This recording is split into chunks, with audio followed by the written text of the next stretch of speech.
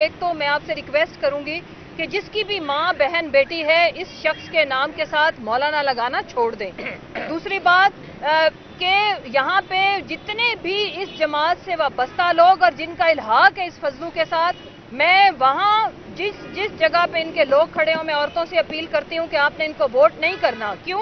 کیونکہ مریم نے بھی اس بیان کو کنڈیم نہیں کیا، کیونکہ یہ پولیٹیکل لیڈرشپ کو انہوں نے گالی نہیں دی، انہوں نے پبلک کو دی ہے، عام ماؤں بہنوں بیٹیوں کو دی ہے، اور نہ ہی بے نظیر کے نام پہ جو لوگ سیاست کر رہے ہیں انہوں نے یہ زحمت گوارا کی. وہ جو بلاول جو ایک پرچی کے اوپر بن گیا تھا اپنی اماں کی شہادت پہ، اور نہ ان کی بیٹیوں نے اس کے اوپر سٹیٹمنٹ دی کہ وہ اس شخص کو کہیں کہ اپنے الفاظ واپس لو. نے ملاقات کی اور ان تمام ملاقاتوں میں ہماری جو گفتگو ہے وہ رہی ہے ڈیزولوشن کو لے کے،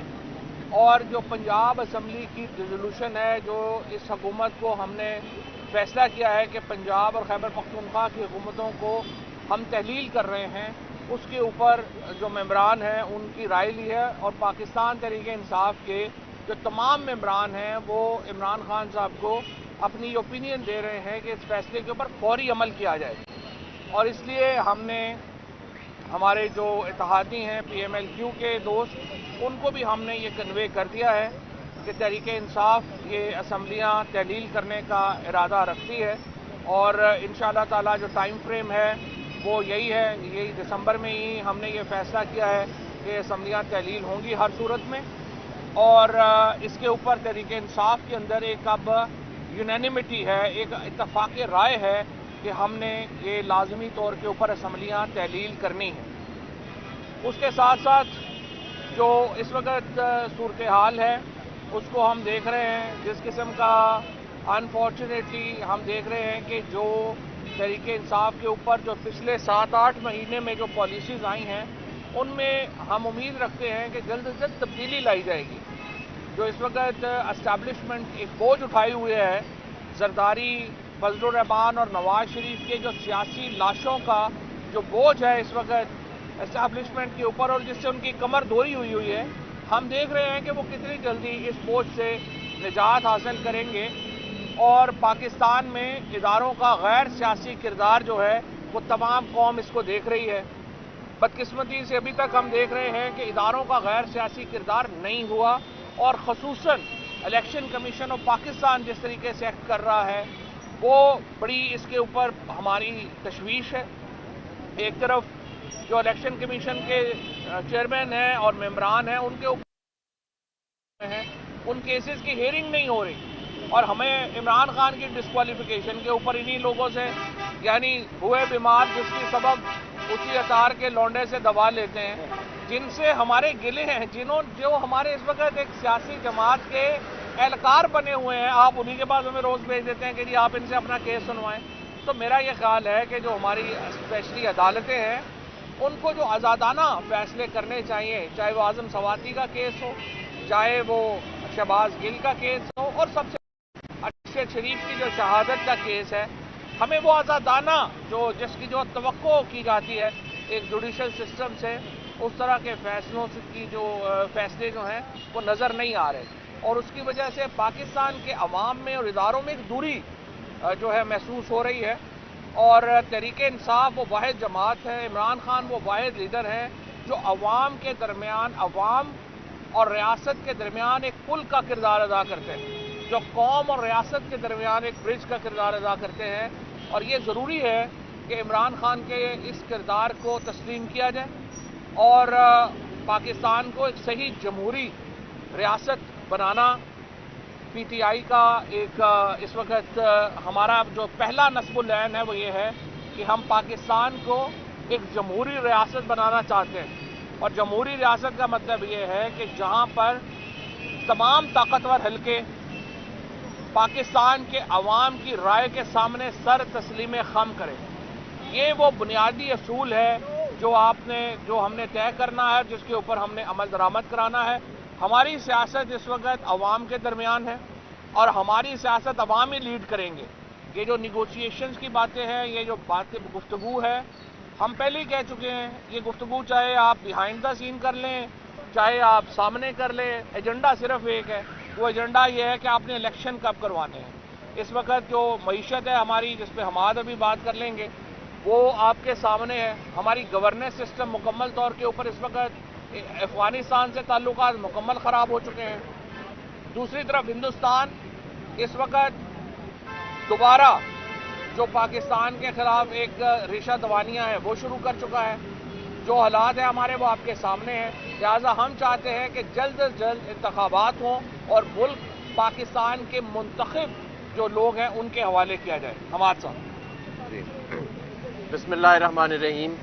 سب سے پہلے تو یہ کہ آج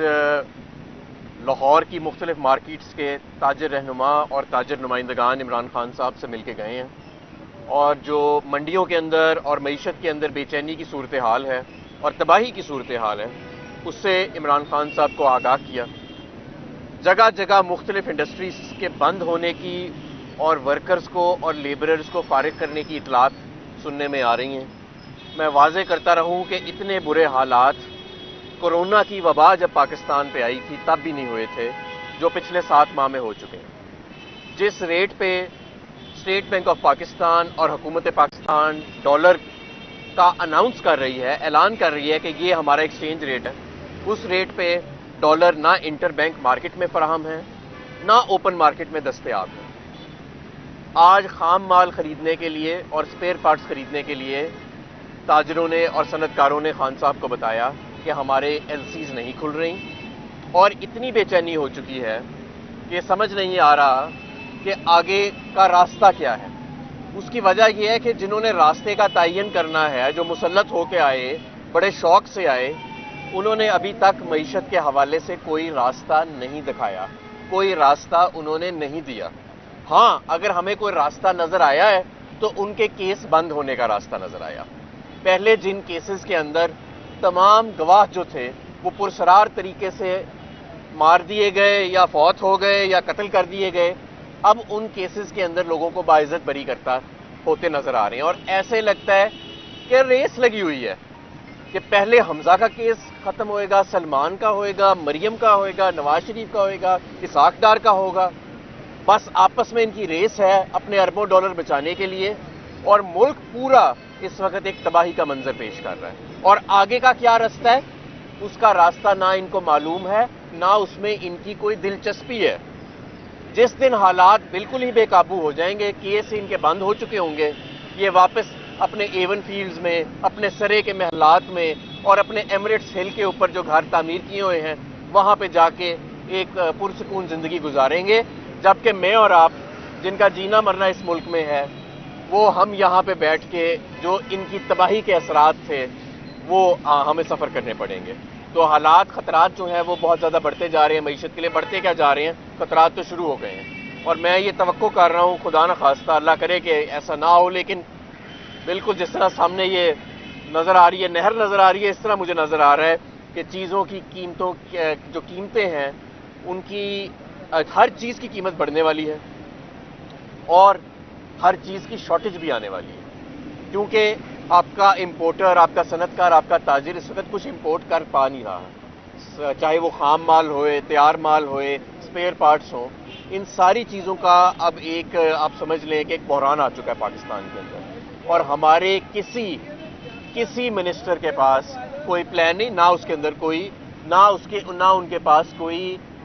پلان بنانے کا ابھی تک انہوں نے اندیشہ بھی نہیں دیا. تو یہ میں سمجھتا ہوں کہ ایسے حالات پاکستان میں شاید کبھی جنگ کے دوران بھی نہیں آئے جو معیشت کے آج حالات اس فاشسٹ حکومت نے اور اس جابر حکومت نے اس ملک کے اوپر جو ظلم کیا اس سے آ گئے ہیں. کچھ روز قبل مولانا فضل الرحمان صاحب نے تقریر کی خواتین کے حوالے سے، اس میں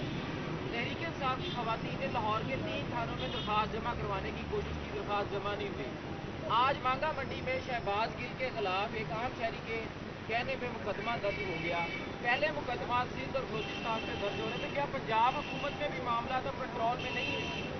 جہاں پہ عمران خان کی ایف آئی آر نہیں درج ہو رہی تو باقیوں کی کیا ہو رہی ہے؟ کنٹرول میں نہیں ہے. جو ہے وہ اس وقت پرائز ہائی جا رہی ہے یا کوئی اور چیز ہے وہ اوپر جا رہی ہے. اسی صورتحال میں جو ڈاکٹر صاحب بلائے تھے انہوں نے، اسحاق ڈار صاحب، وہ حضرت عارف الوی صاحب سے بات کرتے دکھائی دیتے ہیں. 2-3 ملاقاتیں ہو چکی ہیں. کیا یہ کون سا ریلیف لینے کی کوشش ہے معیشت کے حوالے سے کہ جو چیزیں یہ کہہ رہے تھے کہ ڈالر 200 سے نیچے آ جائے گا لیکن وہ بھی قابو نہیں آ رہا؟ نہیں ڈالر تو آج بھی مہنگا ہو گیا ہے، اور میں آپ کو ایک اور بات بتاؤں، ابھی بھی مصنوعی طور پہ کیپٹل کنٹرولز کر کے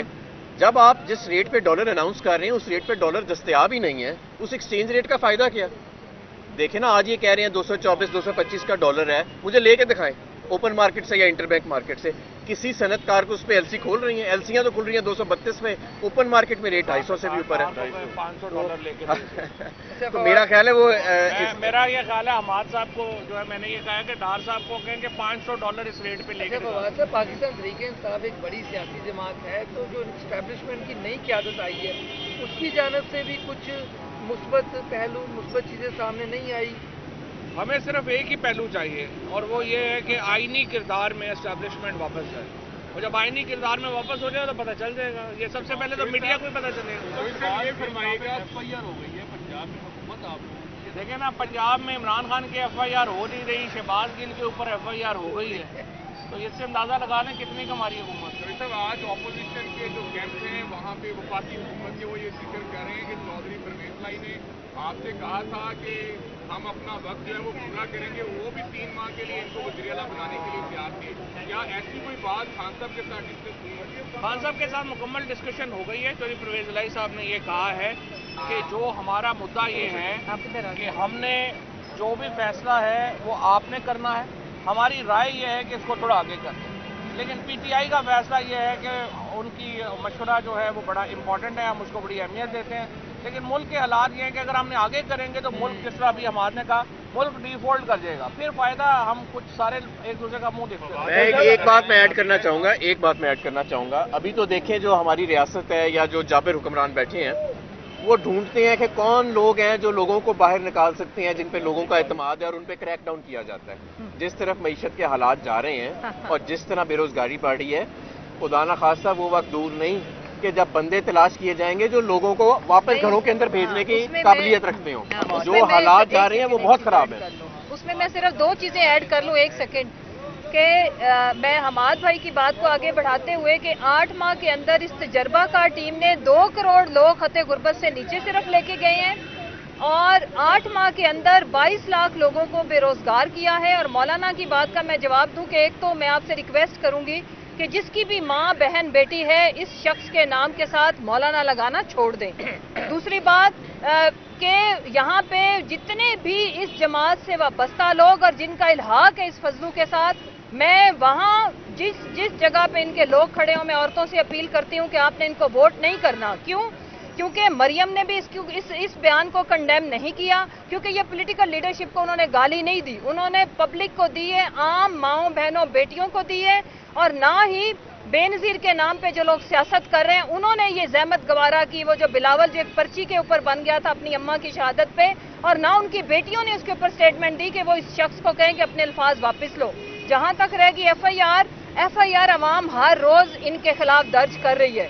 اس کو وہ سٹیمپ کرے گی، انشاءاللہ بہت ساری FIR رجسٹر ہوں گی، جس دن ذرا الیکشن کرائیں پھر ان کو بتائیں گے۔ صاحب آپ یہ تو بتائیے گا،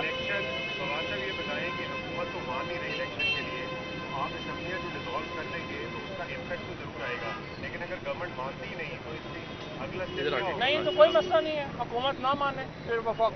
جو قومی اسمبلی کا الیکشن ہے وہ اکتوبر میں ہو جائے گا، اور KP اور پنجاب کے الیکشن جو ہیں وہ 20 مارچ سے پہلے ہو کے نئی حکومتیں آ جائیں گی۔ صرف یہ ہے کہ KP اور پنجاب میں یہ حکومتیں 5 سال کے لیے ہوں گی، وہ پھر آگے دیکھ لیں گے کہ ان کو کینڈیڈیٹ بھی ملتے ہیں یہاں پہ کہ نہیں۔ بات ہے بتائیں کہ وزیر اعلیٰ پنجاب کی بیزئی بھٹائی نے ان کے کہنے پر آپ کے ساتھ وفاداری کا رستہ شروع کیا، کیا وہ ان کے کہنے پر آپ کے ساتھ بے وفائی نہیں کریں گے؟